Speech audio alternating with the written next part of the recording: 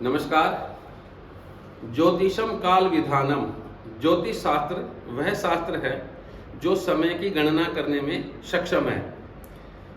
तो आजकल अभी राहु ने भी ट्रांजिट जो है दूसरे राशि में किया है। थोड़े दिन पहले मार्च में शनि ने भी जो है राशि परिवर्तन किया था और शनि की साढ़े साथी के बारे में बात चल रही थी। इस बारे में बहुत सारे लोगों ने प्रश्न भी पूछा है।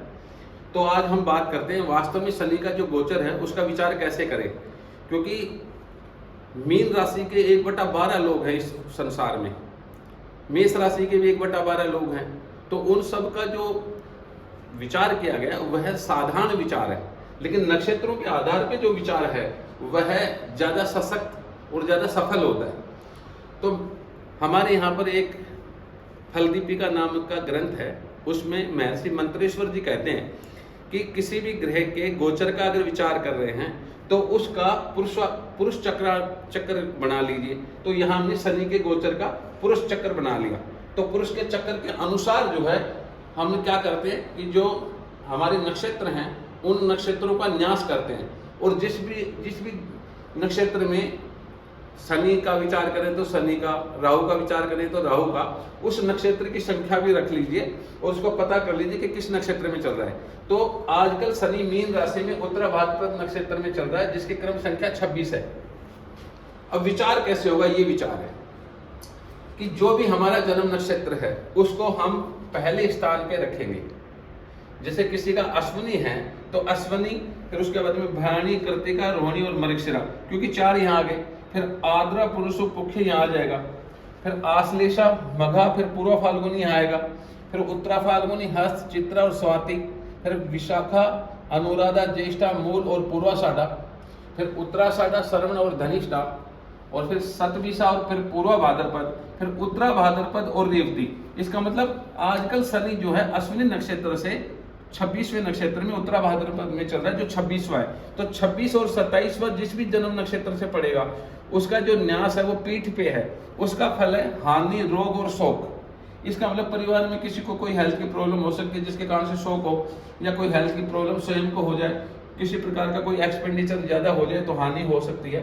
तो ये 26वां और 27वां जो है वो मात्र रेवती और जिसका अश्विनी नक्षत्र है जन्म का, उनसे चल रहा है समय शनि।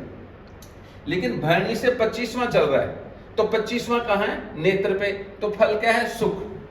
और उसके बाद कृतिका से अगर देखें तो उत्तरा भाद्रपद नक्षत्र कहाँ पड़ेगा, 24वां। क्योंकि हम ये जो नक्षत्र हैं इनको हम पहले स्थान पे रख रहे हैं, तब ये क्रम संख्या हमारे पास आ रही है। इस बात का विशेष ध्यान रखा जाए। तो यहाँ पर हम देख सकते हैं कि मैं जन्म नक्षत्र को प्रथम स्थान पे रखूं, जो भी मेरा जन्म नक्षत्र है, और उससे आगे काउंटिंग करता चला जाऊं। ये भी याद रखें कि जो जन्म नक्षत्र होगा उसको 1 मानना होगा आपको।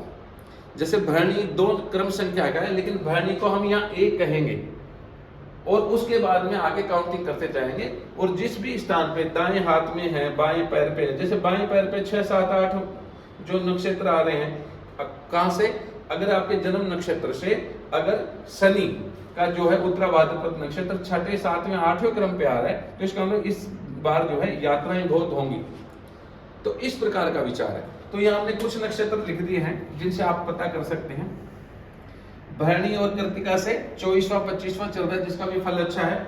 रोहिणी, मृगशिरा, आद्रा और पुनर्वसु, ये जो है 23, 22, 21 हम देखें यहाँ पर, तो कहाँ पर है हमारे यहाँ पर, वहां पर देखो सिर के ऊपर है 21, 22, 23।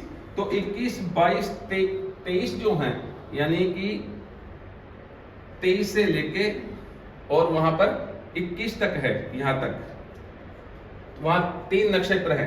तो इसका मतलब जिनका जन्म नक्षत्र रोहिणी है, मृगशिरा और आद्रा है, उनके लिए सुख प्रदान करने वाला गोचर है इस समय। इस प्रकार से आप सबका जो है अपने जन्म नक्षत्र के आधार पे पुरुष चक्र के अनुसार शनि के गोचर का जो है फलादेश निकाल सकते हैं। धन्यवाद।